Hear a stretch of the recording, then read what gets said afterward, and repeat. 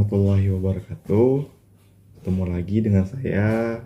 Kita akan ngebahas penentuan ukuran statistik dari data acak kedua.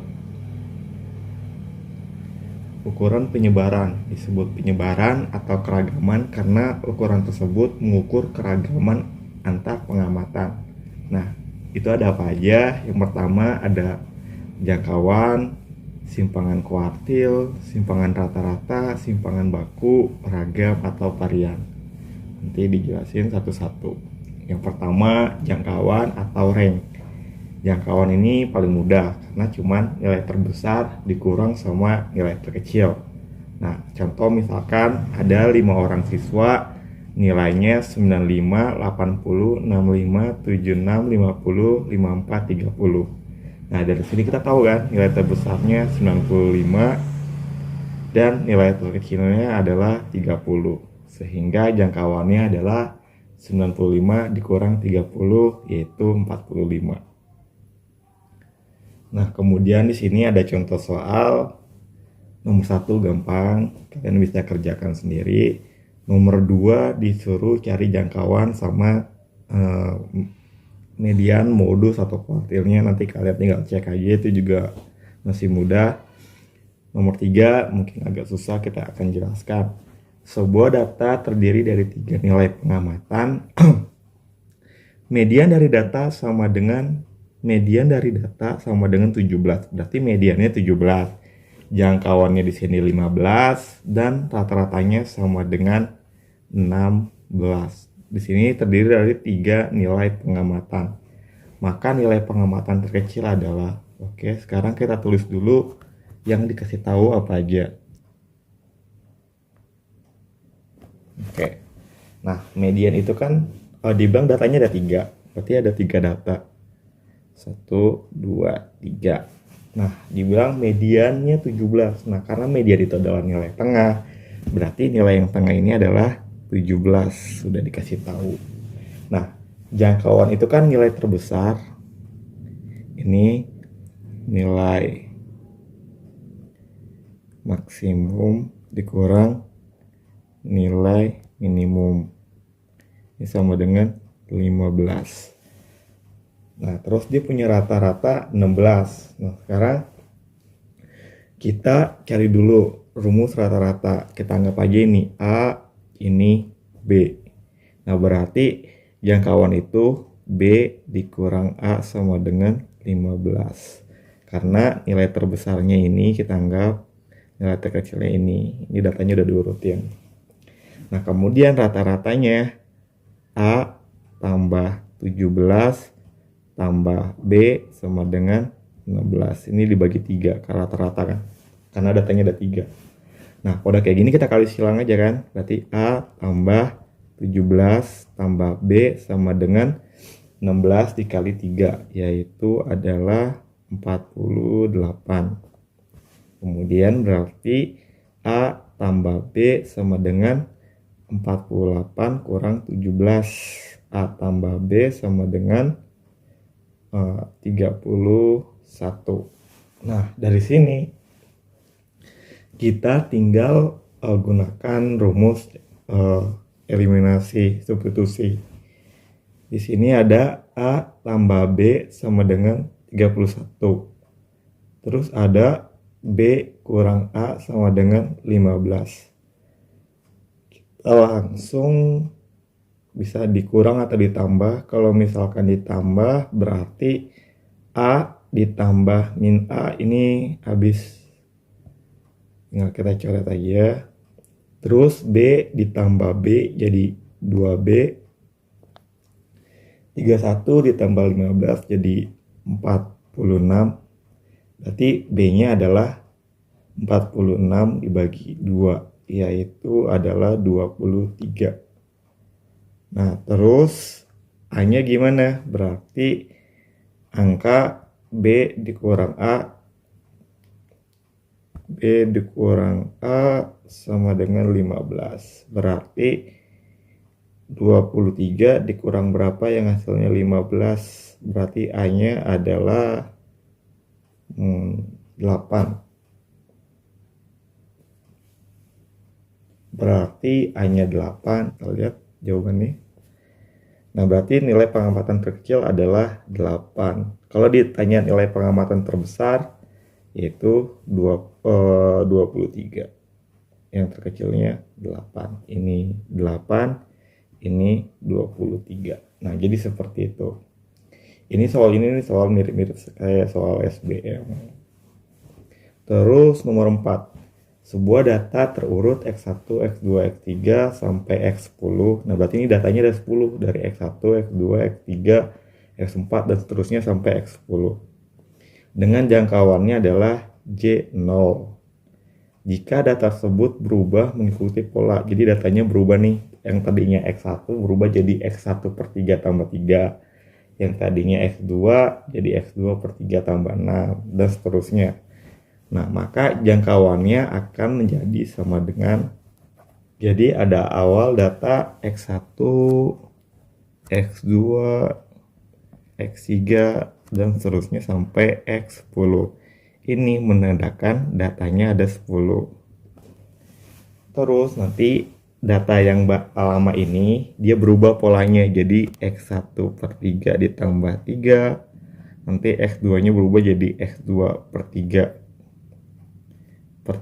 tambah 6. Nanti jadi X3 per 3 tambah 9 dan seterusnya. Nah, data yang awal ini punya jangkauan itu sama dengan J0. Nah, data yang baru ini itu dia jangkauannya jadi berapa nih? Jangkauannya berubah juga karena yang pasti. Nah, karena jangkauan ini kan dia sama kayak rata-rata yang kita pelajari sebelumnya. Jadi kalau datanya ditambah 3, dia datanya juga bakalan bertambah 3 jangkauan yang barunya. Nah, ini berarti jangkauan yang barunya udah pasti X per 3. Tinggal ditambah berapa? Nah, ini dia mengikuti pola nih. 3, 6, 9. Ini kan kayak pola deret sebenarnya. Jadi ini udah gabungan antara statistik sama deret. Nah, soal SBM juga kayak gini, dia gabungan beberapa materi terus jadi sebuah soal. Nah, berarti tinggal cari suku ke 10-nya berapa. Ini kan sama aja kayak suku pertama, suku kedua, suku ketiga, nanti yang terakhir itu suku ke 10. Nah, ini yang kamu cari sebenarnya. Bukan, jangkauan itu kan nilai terbesar dikurangi terkecil, salah. Berarti X10 per 3, nanti ini angkanya berapa, dikurang sama X1 per 3, nanti ditambah 3, kayak gini. Nanti jadinya berapa? Kita cari dulu X10 nya berapa nih. Nah, berarti di sini udah pasti X10 per 3 ditambah titik-titik. Nah, ini dia ngebentuk deret. Di sini kan polanya 3, 6, 9 itu kan ditambah 3 semua kan. Nah, berarti ini tuh sebagai beda kalau di deret. Rumusnya itu U10 sama dengan A plus N min 1 B. A-nya itu suku pertama. Suku pertamanya ini 3. Ini A-nya. Berarti di sini 3 ditambah ini N-nya nih. N-nya 10, berarti 10 kurang 1, 9 dikali bedanya 3. Jadi di sini sama aja 3 ditambah 27. Jadi sama dengan 30. Nah, berarti U10-nya adalah X10 per 3 ditambah 10. Nah, sedangkan jangkauan sendiri itu kan suku data terbesar ini dikurang sama data terkecil. Jadi jangkauan kan. Nah, angka belakangnya, ini bukan 10, maaf. Ini adalah 30 yang kita udah cari ini. Nah, jangkauan itu nilai terbesar dikurangi nilai terkecil. Jadi sama aja kayak nilai terbesarnya itu 30 dikurang sama 3. Berarti ini ditambahnya 27. Jadi jawabannya adalah yang D. Nah, seperti itu. Terus untuk nomor 5. Untuk memudahkan perhitungan, Semua nilai pengamatan pada suatu data dikurangi dengan A. Nilai-nilai berikut menghasilkan jangkauan J8. Dengan demikian data aslinya berapa?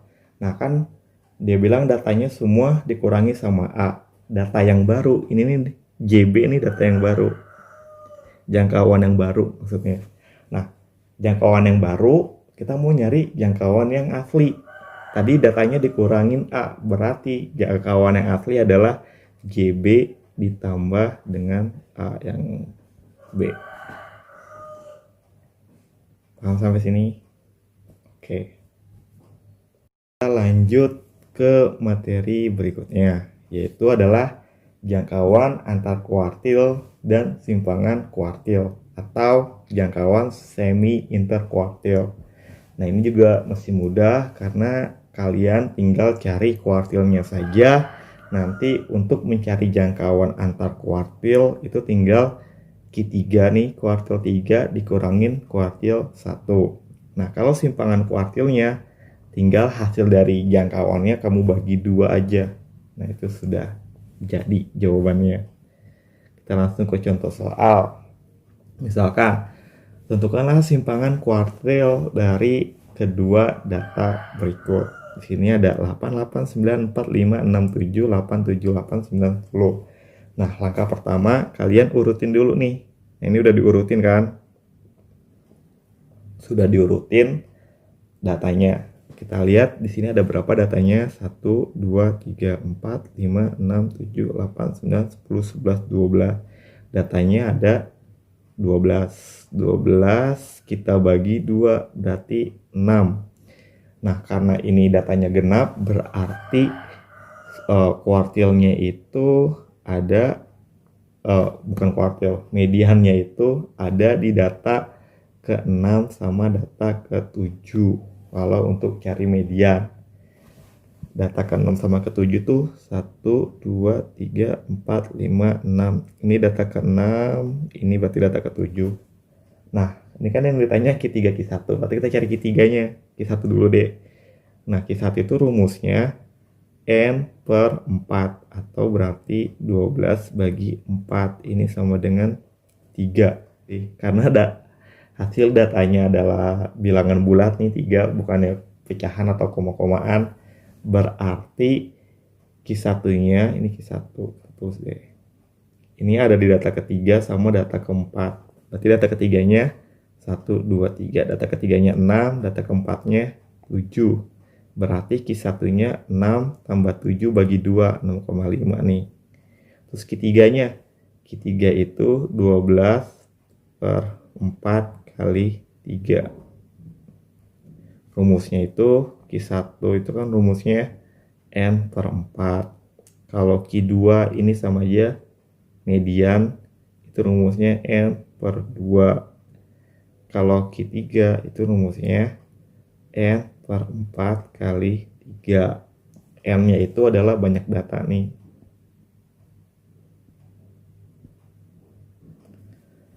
Nah, berarti di sini adalah jawabannya 6. Nah, berarti bukan 6. Adalah 9. Nah, berarti Q3-nya itu ada di data ke-9 sama data ke-10. Di sini kalau kita hitung tuh 2 3 4 5 6 7 8 9. Data ke-9-nya ini, data ke-10-nya ini. Berarti tengah-tengah di sini nih. Berarti Q3-nya adalah 8 tambah 9 bagi 2. Itu 8,5. Nah, berarti jangkauannya itu tinggal Q3 kurang Q1, yaitu 8,5 kurang 6,5, hasilnya 2. Sedangkan simpangan kuartilnya tinggal hasil jangkauan itu tadi 2 dibagi sama 2, berarti 1. Udah cukup, selesai sampai situ aja. Ini mudah kan? Ini soalnya nanti kalian kerjakan. Terus simpangan rata-rata. Nah, simpangan rata-rata itu dilambangkan dengan D, ada stripnya. Kalau rata-rata itu kan X bar. Kayak gini. Nah, berarti ini dibacanya D bar mungkin. Nah, simpangan rata-rata dapat digunakan untuk mengukur tingkat konsentrasi nilai-nilai pengamatan di sekitar rata-rata. Semakin kecil nilai simpangan rata-rata, maka nilai pengamatan akan semakin terkonsentrasi di sebuah rata-rata. Maksudnya gini, misalkan eh, misalkan rata-rata kelas kalian nih ulangan matematika 70. Nah, terus simpangan rata-ratanya itu misalkan eh, nilainya 2 misalkan. Nah, berarti nilai kalian di kelas ini itu berarti nggak jauh-jauh dari rata-ratanya.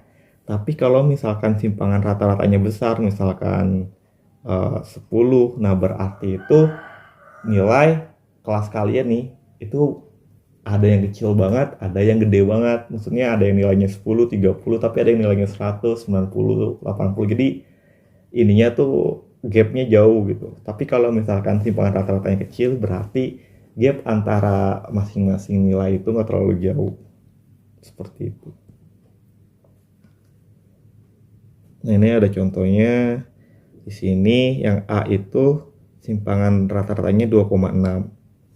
Yang B ini simpangan rata-ratanya 0,8. Rata-ratanya di sini 5, rata-ratanya di sini 5 juga. Sama-sama rata-ratanya 5, tapi simpangan rata-ratanya bisa berbeda. Nah, kenapa bisa berbeda? Karena kita lihat di sini.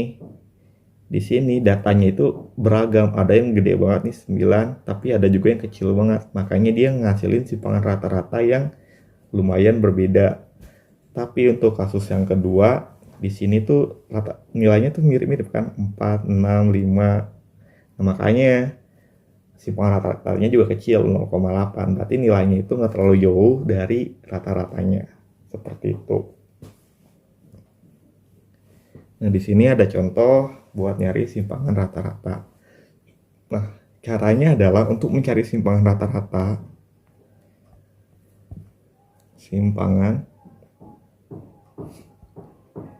rata-rata atau D-bar ini, itu langkah pertama adalah kalian mencari rata-ratanya terlebih dahulu. Kayak contoh nomor 1 misalkan 2, 3, 6, 8, 11. Berarti kita cari dulu nih rata-ratanya berapa. Berarti 2 tambah 3, 5, tambah 6, 11, tambah 11, 22, tambah 8, 30. Berarti 30 dibagi datanya ada 5. Berarti rata-ratanya adalah 6. Nah, untuk mencari simpangan rata-rata tinggal kita kurangin 6. 2 kurang 6, kita tulis dulu sini datanya. 2, 3, 6, 8, 11. Kita stripin ke bawah. 2 sama 6 bedanya 4. 3 sama 6 selisihnya 3. 6 sama 6 0. 8 sama 6 itu 2. 11 sama 6 5. Nah, terus setelah ini kita tinggal jumlahin aja nih hasilnya. Kalau kita jumlahin 4 tambah 3 7, 7 tambah 2 9, 9 tambah 5 14. Nah, kemudian hasilnya kan 14. Nah, simpangan rata-ratanya langkah kedua, simpangan rata-ratanya adalah 14 dibagi sama banyak datanya ada berapa? Ada 5. Jadi 14 dibagi 5. 14 bagi 5, 2, 10, 4, 0, 8. Tapi 2,8 yang D. Jadi untuk mencarinya, langkah pertama kamu cari rata-ratanya terlebih dahulu. Kalau udah dapat, kamu jabarin kayak gini nih. Terus tinggal kamu cari selisihnya aja masing-masing dari datanya. Kamu jumlahin, dibagi sama banyak datanya, jadi simpangan rata-rata. Seperti itu. Oke, selanjutnya kita ngebahas ragam atau sering juga disebut sebagai varian. Ini lambangnya, ini bacanya tuh kuadrat. Nah, di sini kan ada rumus nih. Ini nggak usah kalian hafalin. Ini juga nanti caranya kita jangan kayak gini. Ini juga sama, rumusnya nggak usah dihafalin. Nanti kita pakai cara yang beda aja biar lebih gampang ngerjainnya. langsung ke soal. Misalkan nomor 1, ragam atau varian dari data 3, 2, 5, 3, 4, 6, 4, 5, 4. Kita tulis di sini 3, 2, 5, 3, 4, 6, 4, 5, 4. 6, 4, 5, 4. Oke, betul. Nah, ditanya ragamnya. Nah, di sini sama seperti simpangan rata-rata. Yang pertama adalah kita cari rata-ratanya dulu. Nah, di sini kita lihat rata-ratanya 3 tambah 2, 5, 5 sama 5, 10, sama 3, 13, 17, tambah 6, 2, 3, tambah 4, 2, 7, tambah 5, 3, 2, 3, 6. Katanya ada 1, 2, 3, 4, 5, 6, 7, 8, 9. Berarti 36 dibagi 9 yaitu adalah 4. Berarti rata-ratanya 4. Nah, langkah kedua sama kayak kita cari simpangan rata-rata. Kita cari selisihnya berapa. Di sini 1, 2 sama 4, itu selisihnya 2. Dicari selisih sama rata-ratanya. 5 sama 4, 1, 3 sama 4, 1, ini 0, ini 2, 0, 1, 0. Nah, ketika kalau kita jumlahin ini kan nanti jadi simpangan rata-rata nih. Kita buat simpangan rata-rata. Nah, kalau ragam bedanya adalah hasil dari ini kamu kuadratin. Jadi 1 tambah 1 itu 1 tambah 1, 1 kuadrat, 1, 2 kuadrat, 4. Ini 1, 1, 0, 4, 0, 1, 0. Nah, baru kalian jumlahin ini. 1 tambah 4, 5, tambah 1, 6, 7, 11, 12. Ini 12. Nah, nanti sama kayak simpangan rata-rata. Berarti yang kedua adalah baru cari simpangan rata-rata. Itu adalah ini 12 bagi datanya ada berapa? 9. Nah, berarti 12 bagi 9. Nanti dibagi 3 berarti 4/3. Kita lihat jawabannya. Nah, berarti jawabannya adalah yang B, seperti itu. Gampang kan? Jadi nggak usah panjang-panjang, caranya kayak gini aja. Oh, ini simpangan baku sekarang. Nah, kita lanjutin dari soal sebelumnya. Kan ragam atau varian. Nah, untuk simpangan baku, ini kan simpangan rata-rata tadi. Salah, ini kan varian. Varian atau ragam. Nah, kalau misalkan simpangan baku. Ini gampang. Ini adalah akar kuadrat dari ragam atau varian. Jadi untuk mencari simpangan baku ya kamu cari ragamnya dulu. Nanti tinggal diakarin. Ini adalah 4/3. Atau kalau misalkan mau dirasionalin, ini kan sama aja akar 4 per akar 3. Akar 4-nya 2, akar 3-nya itu akar 3. Nanti dirasionalin dikali akar 3 dikali akar 3. Jadinya 2/3 akar 3. Nah, ini adalah simpangan bakunya. Rata-ratanya 4, ragamnya 4/3, simpangan bakunya 2/3 akar 3. Jadi seperti itu aja untuk rata-rata, simpangan rata-rata, ragam, simpangan baku itu caranya sama, tinggal kalian jabarin aja kayak gini.